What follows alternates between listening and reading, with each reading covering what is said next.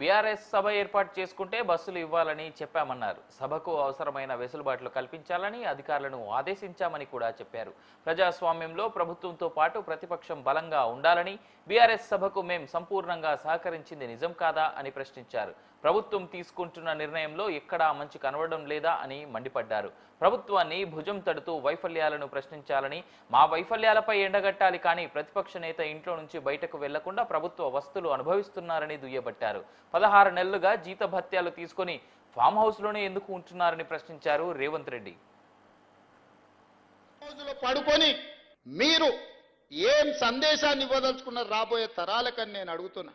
అధికారం ఉంటేనే చెలాయిస్తాం, లేకపోతే ఫామ్ హౌస్లోనే మేము ఉండిపోతాం, ప్రజలు ఎక్కడికి పోయినా సరే గాలికి వదిలేస్తామని సందేశాన్ని ఇవ్వదలుచుకున్నారా మీరు ప్రతిపక్ష నాయకుడుగా నేను అడుగుతున్నా. ఈ రోజు నేను వారిని సూటిగా అడుగుతున్నా. అధికారం ఉంటేనే, ఆదాయం వస్తేనే మీరు పనిచేస్తారా?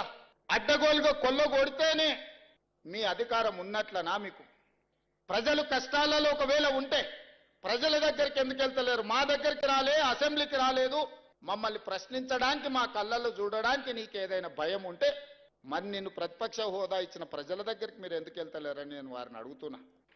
ఆయన అంటాడు నేను రాను అసెంబ్లీలకు, మా పిల్లల్ని పంపించిన అంటాడు.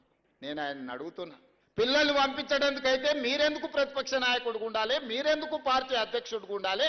మీరెవరు సభకు రాని ప్రతిపక్ష నాయకుడు మమ్మల్ని ప్రశ్నించే నైతిక హక్కు మీకున్నదా? మీ నైతిక హక్కు లేనప్పుడు మీకు మమ్మల్ని ప్రశ్నించే అధికారం ఎవరిచ్చిండ్రు అని నేను అడుగుతున్నా. 2024 నుంచి మేము అధికారంలోకి వచ్చిన ఈ రోజు చెప్తున్న మిత్రుల ద్వారా ఫామ్ హౌస్ లో ఉన్న పెద్ద ఆయన చెప్తున్న 10 సంవత్సరాలు మేమే పరిపాలన చేస్తాం, 10 సంవత్సరాలు నువ్వు ఫామ్ హౌస్లో ఉంటావు, ఆ తర్వాత శాశ్వతంగా అక్కడనే నీ చరిత్ర సమాధి అయిపోతుంది అని చెప్పి నేను స్పష్టంగా చెప్పదలుచుకున్నా.